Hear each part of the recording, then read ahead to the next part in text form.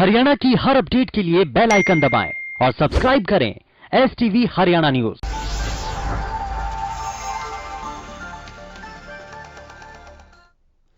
नमस्कार, आप देख रहे हैं हल्का हलचल और मैं हूं आपके साथ शुभेंदु सिंह। गुमला चिका में स्वास्थ्य विभाग की टीम ने एक निजी अस्पताल पर कार्रवाई करते हुए अस्पताल को सील कर दिया। दरअसल निजी अस्पताल का डॉक्टर कोरोना पॉजिटिव था, बावजूद इसके वो मरीजों का इलाज कर रहा था। जब इसकी जानकारी आम लोगों को लगी तो उन्होंने स्वास्थ्य विभाग की टीम को इसकी सूचना दी। सूचना मिलने के बाद स्वास्थ्य विभाग की टीम मौके पर पहुंची और इस दौरान पुलिस बल भी वहां पहुंच गया और अस्पताल को सील कर दिया गया। तो वहीं डॉक्टर ने सफाई देते हुए कहा कि उनकी रिपोर्ट पटियाला के अस्पताल से नेगेटिव आई थी, जिसके चलते वो अपने अस्पताल में आ रहे थे। हालांकि इस मामले में सीएमओ प्रीति गर्ग ने कैमरे के सामने कुछ भी बोलने से मना कर दिया। एसएचओ से बात की है और वहाँ बता रहे हैं डॉक्टर पुरुषोत्तम सिंगला पॉजिटिव था और जो उसने कानून की उल्लंघना की है और वहाँ मरीज भी बता रहे थे नीचे एडमिट थे कुछ, और सिविल डिपार्टमेंट ने हेल्थ डिपार्टमेंट ने उनका आज दोबारा से सैंपल लिए हैं। बता रहे हैं अब तक पूरा पता नहीं पॉजिटिव है नेगेटिव, बाकी उसने अगर कानून तोड़ा है, अगर वो बाहर गया है कहीं भी, इस संबंध में मेरी एसएचओ से बात हुई है चिका से। अगर हमारे को हेल्थ डिपार्टमेंट इसके बारे में लिख के देंगे तो मैं इसके खिलाफ एफआईआर दर्ज करवाऊंगा। अपने जानकारी जो है देखी है और चलिए जरा ज्यादा जानकारी और ले लेते हैं इस मामले को लेकर। हर्ष गर्ग हमारे संवाददाता हमारे साथ सीधे जुड़ चुके हैं, जरा उनका रुख कर लेते हैं। हर्ष, जरा सबसे पहले बताइए कि मामला है क्या और इस पूरे मामले को लेकर विभाग की तरफ से अब क्या कहा जा रहा है? देखिए शुभेंदु, जैसा कि तस्वीरों में नजर आ रहा है कि एक डॉक्टर था जो निजी अस्पताल का डॉक्टर था, वो कोरोना संक्रमित पाया गया था, परंतु वह अपना हॉस्पिटल खोले हुए था। और जब इसकी सूचना लोगों को लगी तो लोगों ने स्वास्थ्य विभाग को जानकारी दी। स्वास्थ्य विभाग की एसएमओ मौके पर पहुंची और उस हॉस्पिटल को सील कराया और मौके पर पुलिस को बुलाया। देखिए शुभेंदु, सवाल यहाँ दो उठते हैं कि एक रिपोर्ट पॉजिटिव है, एक रिपोर्ट नेगेटिव है। जो पॉजिटिव रिपोर्ट है वो हरियाणा के स्वास्थ्य विभाग द्वारा की गई है और जो नेगेटिव रिपोर्ट है वो पटियाला के पंजाब के स्वास्थ्य विभाग द्वारा की गई है। एक ही व्यक्ति की दो रिपोर्ट। यहाँ पर स्वास्थ्य विभाग पर इसलिए सवाल उठता है कि अगर पॉजिटिव रिपोर्ट थी तो डॉक्टर के खिलाफ एफआईआर क्यों नहीं दर्ज करवाई गई? वो पिछले 2-3 दिन से आम लोगों का इलाज कर रहा था और लोगों की जिंदगी से खिलवाड़ कर रहा था। अगर रिपोर्ट नेगेटिव है तो डॉक्टर का हॉस्पिटल क्यों सील किया गया? ऐसे में स्वास्थ्य विभाग पर दो सवाल खड़े होते हैं। स्वास्थ्य विभाग हजे की कोई भी सफाई देने को तैयार नहीं होता। जब इस बारे एसएमओ प्रीति गर्ग से बात करना चाहिए, उन्होंने कैमरे पर कुछ भी कहने से इनकार कर दिया। जी शुभेंदु।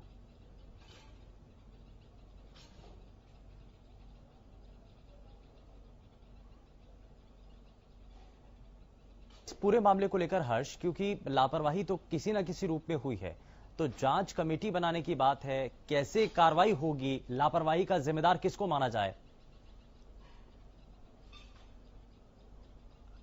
शुभेंदु, यहाँ सवाल यही खड़ा होता है कि लापरवाही का जिम्मेवार कौन है, कौन इसकी रिस्पॉन्सिबिलिटी लेगा? अगर डॉक्टर के खिलाफ रिपोर्ट पॉजिटिव थी तो उसके खिलाफ कार्रवाई क्यों नहीं गई? अगर नेगेटिव था तो उसका हॉस्पिटल क्यों नहीं सील किया गया? इस पूरे मामले पर अगर कोई भी अधिकारी सामने नहीं आने को तैयार है स्वास्थ्य विभाग का, इससे पहले भी स्वास्थ्य विभाग पर काफी सवाल उठ चुके हैं गुला पर, लेकिन अभी तक एसएमओ प्रीति गर्ग ने किसी तरह की कोई सफाई नहीं दी है, जो कहीं ना कहीं स्वास्थ्य विभाग पर बड़े सवाल खड़ा कर रहा है। जी चलिए, बहुत शुक्रिया हर्ष इस पर जानकारी देने के लिए। तो हमारे संवाददाता हर्ष इस बारे में पूरी जानकारी दे रहे थे और बता रहे थे कि क्या यह पूरा मामला है।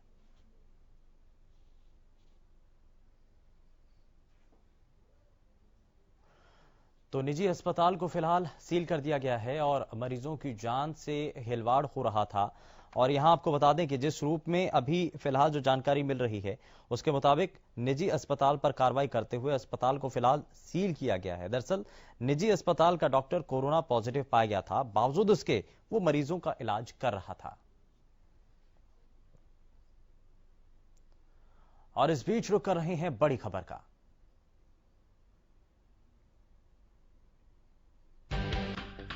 बड़ी खबर, हरियाणा में कोरोना की रफ्तार रुक नहीं रही है। लगातार हरियाणा में कोरोना संक्रमण के मामले बढ़े हैं। पिछले 24 घंटों में 2286 नए मामलों की पुष्टि हुई है।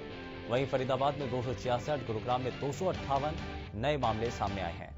करनाल में 224, पानीपत में 204 नए मामले हैं। वहीं बढ़ते हुए मामले आम लोगों के लिए भी परेशानी है। पंचकुला में 169, रोहतक में 162 नए मामले सामने आए और एक दिन में कोरोना से 25 लोगों की मौत हो चुकी है। कोरोना से अब तक 854 मरीजों की मौत हुई है। तो कुल मिलाकर के हरियाणा प्रदेश की यह स्थिति, जहां कोरोना मरीज अब 81,000 के पार तक पहुंच चुके हैं और अब तक 63,000 से ज्यादा मरीज इस दौरान ठीक भी हुए हैं। और चलिए ज्यादा जानकारी के साथ हमारे संवाददाता हर्षवर्धन सीधे हमारे साथ जुड़ चुके हैं, जरा उनका भी रुख कर लेते हैं और जरा हर्षवर्धन से ही जान लेते हैं कि क्या अभी तक की स्थिति बनी हुई है। हर्षवर्धन, क्या अभी इसको लेकर के जानकारी है, कोरोना अपडेट क्या है?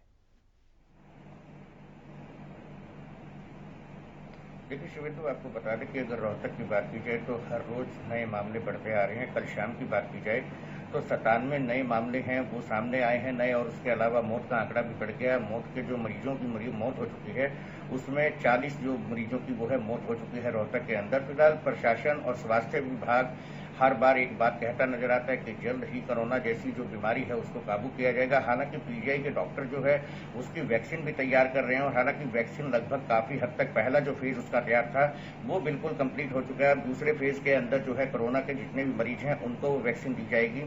उसके बाद जो रिजल्ट सामने आएगा उसी से ये पता लग पाएगा कि फेज 1 की कामयाब होने के बाद जो है फेज 2 की जो वैक्सीन है वो कितनी कामयाब असर होती नजर आ रही है। तो इसको लेकर के डॉक्टर जो है वो मंथन कर रहे हैं। हालांकि स्वास्थ्य विभाग का काम सिर्फ एक ही नजर आ रहा है, लीपापोती करते हुए नजर आते हैं। जहां कोरोना संक्रमित मरीज मिलते हैं उनको होम आइसोलेट किया जाता है, जो ज्यादा संक्रमित है उसको ट्रामा सेंटर रोहतक में भर्ती किया जाता है। लेकिन कोरोना की रफ्तार जो है वो लगातार बढ़ती जा रही है। कोरोना के ऊपर लगाम शायद अब मुश्किल होता नजर आ रहा है। जी शिवेंदु। लेकिन हर्षवर्धन, क्योंकि जिस तरीके से संक्रमण फैल रहा है, एक तरफ वैक्सीन को लेकर के शोध चल रहा है, वहीं दूसरी तरफ लोगों को भी इंतजार है कि जल्द से जल्द अगर वैक्सीन आ जाती है तो ये जो संकट की घड़ी है वो जल्द से जल्द टल सकती है। तो आप कह रहे हैं कि दूसरे फेज में अभी ट्रायल चल रहा है, तो इसको लेकर के शोध प्रक्रिया जो है वो लगातार चल रही है। इस पर एक्सपर्ट क्या कह रहे हैं और साथ ही साथ जिला स्तर पर जो अधिकारी हैं स्वास्थ्य विभाग के, वो क्या कह रहे हैं? क्योंकि उम्मीद तो बहुत ज्यादा है डॉक्टर से और शोधकर्ताओं से। कब तक वैक्सीन तैयार हो सकती है? ट्रायल जो है पहले फेज का तो सही तरीके से हो चुका है, अभी और कितना समय लग सकता है इसमें? देखिए शिवेंदु, जिस तरीके से पीजीआई के डॉक्टरों की बात की जाए जो इस काम में लगे हुए हैं, जो उनकी पूरी टीम इस काम को लेकर के कार्यरत है, उनका कहना है कि जल्द ही इस वैक्सीन को जो है हम तैयार कर देंगे और उसके बाद जो है मरीजों के शरीर में इस वैक्सीन को उतारना शुरू करेंगे। तो उससे जो भी रिजल्ट सामने आएगा उसी से ये पता लग पाएगा कि फेज 2 में हम लोग कितने कामयाब हुए हैं। हालांकि डॉक्टर अभी भी इस चीज के ऊपर अडिग हैं कि वो फेज 2 के अंदर जो है इस वैक्सीन को बिल्कुल कामयाब करेंगे और रोहतक के अंदर से जो है जिस तरीके से कोरोना के मरीज हैं उनको जल्द से जल्द ठीक किया जाएगा। और इसके लिए जो पीजीआई के डॉक्टर हैं वो दिन रात एक किए हुए हैं। स्वास्थ्य विभाग की बात की जाए, जिस तरीके से सीएमओ की बात की जाए, वो केवल इस बात को सिर्फ यही देख रहे हैं कि कब तक ये वैक्सीन तैयार होकर आए और कब जो है इस बीमारी से निजात दिलाया जा सकेगा लोगों को। तो ऐसे में लोगों को भी एक उम्मीद जगी है कि जिस तरीके से पीजीआई के डॉक्टरों ने जो पहला फेज जो है उनका कंप्लीट हुआ और वो काफी सक्सेस भी हुआ है, तो दूसरे फेज को लेकर के जो है लोगों के अंदर भी एक उत्सुकता है कि पीजीआई के डॉक्टर जो है इसमें कामयाब हो जाए तो कहीं ना कहीं जो ये महामारी है इससे लोगों को निजात मिल सकेगा। जी शिवेंद्र। बिल्कुल, बहुत शुक्रिया हर्षवर्धन इस पर जानकारी देने के लिए। तो हमारे संवाददाता हर्षवर्धन जो कि इस पूरे विषय पर जानकारी दे रहे हैं और बता रहे हैं कि अभी की स्थिति क्या है। लेकिन जरा आगे बढ़ते हैं और आपको जरा बताते हैं कि प्रदेश के बाकी हिस्सों के अंदर क्या स्थिति बनी हुई है। हमारे संवाददाता राजेंद्र दहिया हमारे साथ सीधे जुड़ चुके हैं, जरा उनका भी रुख कर लेते हैं। राजेंद्र, जरा सबसे पहले बताइए कि अभी तक की स्थिति क्या है? फरीदाबाद बल्लभगढ़ इलाके में कोरोना अपडेट क्या है? संक्रमण किस रूप में नजर आ रहा है? देखिए 267 मरीज के करीबन पिछले 24 घंटे में सामने आए हैं और एक मरीज की यहां पर मौत भी हुई है और मौत का आंकड़ा 180 तक पहुंच चुका है, जो कि हरियाणा में सबसे ज्यादा है। और करीब 1300 के करीब मरीज आज भी एक्टिव फरीदाबाद के अंदर हैं, जो अलग अलग अस्पतालों में और घर में होम क्वारंटीन है। और यहाँ पर बात करें जिस तरीके से मरीज बढ़ रहे हैं तो उस तरीके से प्राइवेट अस्पतालों की लूट भी बढ़ रही है। 500 के इंजेक्शन को 5000 का लगाया जा रहा है और स्वास्थ्य विभाग का इस तरफ बिल्कुल भी ध्यान नहीं है। लोग धक्के खा रहे हैं, कोई सुनने वाला उनकी है नहीं। तो कहीं ना कहीं एक भयावह स्थिति फरीदाबाद के अंदर बनी हुई है। लगातार लोग परेशान इससे दिखाई दे रहे हैं। हालांकि इसका एक बड़ा कारण है जो सोशल डिस्टेंसिंग माना जा रहा है, क्योंकि जो सरकारी अस्पताल है वहां पर भी सोशल डिस्टेंसिंग मेंटेन नहीं की जा रही है जी। लेकिन राजेंद्र, इस सब के बीच बड़ा सवाल यह है कि आखिर निजी अस्पतालों की मनमानी क्यों?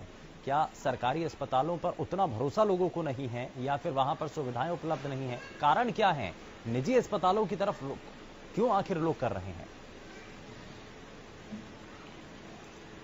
देखिए, सरकारी अस्पतालों में सीधे तौर पर कहें तो भीड़ इतनी ज्यादा है जिसकी कोई हद नहीं, और यही कारण है कि वहां पर सोशल डिस्टेंसिंग भी मेंटेन नहीं हो पा रहा है और आम आदमी को लगता है कि उसका जल्द से जल्द उपचार होना चाहिए। इसी भागा दौड़ में लोग परेशान नजर आ रहे हैं और जब प्राइवेट अस्पतालों की तरफ लोग रुख करते हैं तो वहां पर उनकी लूट है। पहले लाखों रुपए जमा कराया जाता है, उसके बाद उसको एडमिट किया जाता है। कहीं ना कहीं जो लूट है प्राइवेट अस्पतालों की वो लगातार जारी है और प्रशासनिक अधिकारी भी आंख मूंदे बैठे हुए हैं। कोई किसी भी तरह की जांच नहीं की जाती है कि किस तरीके से पेशेंटों को इलाज किया जा रहा है, जो सरकारी नॉर्म्स हैं उनको पूरा किया जा रहा है या नहीं किया जा रहा है। कोई जांच इनकी तरफ से, स्वास्थ्य विभाग की तरफ से यहाँ पर प्राइवेट अस्पतालों के लिए की जा रही है जी। चलिए, बहुत शुक्रिया राजेंद्र इस पर जानकारी देने के लिए। तो हमारे संवाददाता राजेंद्र जो कि बता रहे थे कि आखिर निजी अस्पतालों की लूट कैसे चल रही है और कैसे निजी अस्पतालों के द्वारा लोगों को ठगा जा रहा है। खबरें और भी है, दिखाएंगे आपको, लेकिन ब्रेक के बाद आप सभी का स्वागत है हल्का हलचल में। खराब हुई नरमा कपास की फसलों के मुआवजे को लेकर किसान पंचायत का आयोजन किया गया। इस दौरान कई गांवों के किसानों ने पंचायत में हिस्सा लिया और सरकार से अविलंब स्पेशल गिरदावरी करवाने और मुआवजा दिए जाने की मांग की। इस दौरान नरमा कपास की बर्बाद फसल के लिए प्रति एकड़ का 50,000 रुपए मुआवजा देने की मांग की गई। पंचायत में सभा के जिला सचिव जगतार सिंह ने कहा कि प्रदेश भर में कहीं ज्यादा बारिश और सफेद मक्खी की वजह से तैयार नरमा कपास की फसल बर्बाद हो चुकी है। किसान पंचायत में सरकार से मांग की गई कि बर्बाद हुई फसलों की स्पेशल गिरदावरी करवाकर 50,000 रुपए प्रति एकड़ मुआवजा दिया जाए। इसके साथ केंद्र सरकार द्वारा लाए गए तीनों अध्यादेश तुरंत रद्द किए जाएं। प्राइवेट कंपनियों पर रोक लगाकर सरकार सभी तरह की फसलों के लिए बीमा और मुआवजा नीति बनाई जाए।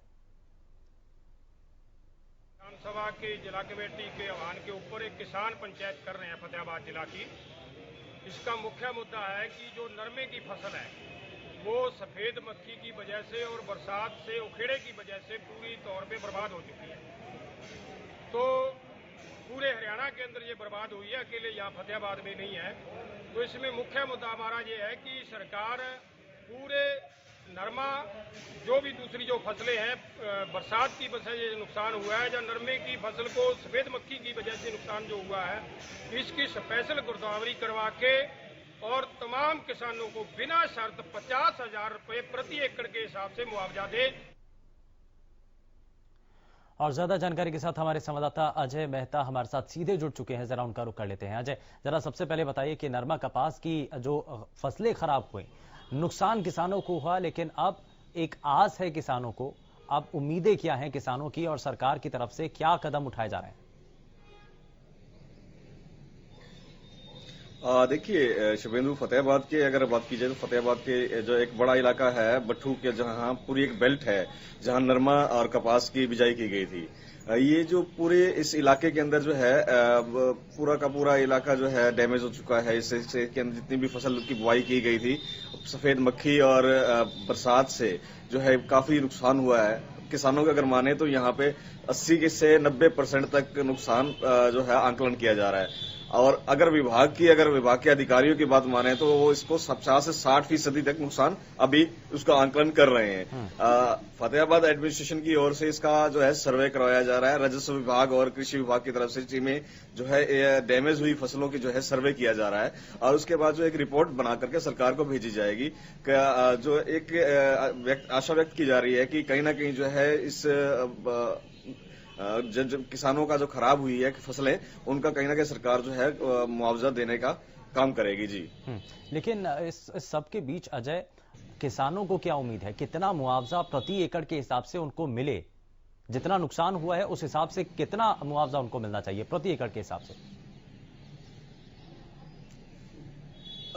शुभेंदु, देखिए किसानों से अगर जिस तरह हमारी उनका कहना था कि जो 1 एकड़ फसल के ऊपर लगभग जी, लगता है कुछ तकनीकी खामी है जिस वजह से 1000 रुपए प्रति एकड़ के हिसाब से लगता है कुछ तकनीकी खामी है। लेकिन ये फिलहाल जरूर फतेहाबाद से खबर सामने आ रही है कि किसानों का जो नुकसान हुआ, नरमा और कपास की फसलों को जो नुकसान पहुंचा है, जो खराब हुई हैं, किसानों को आर्थिक रूप से जो नुकसान हुआ है, अब उसकी भरपाई के लिए कदम उठाए जा रहे हैं।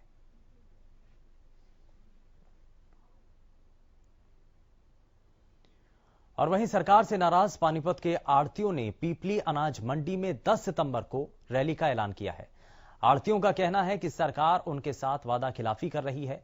वहीं आढ़ती एसोसिएशन ने कहा कि प्रदेश भर से किसान और आढ़ती रोष रैली में हिस्सा लेंगे। इस दौरान अनाज मंडी के प्रधान धर्मवीर सिंह मलिक ने कहा कि सरकार ने उनकी कमीशन में कटौती कर उन्हें बेरोजगारी की तरफ धकेला है। आढ़ती एसोसिएशन ने सरकार के नए अध्यादेश का भी विरोध किया है।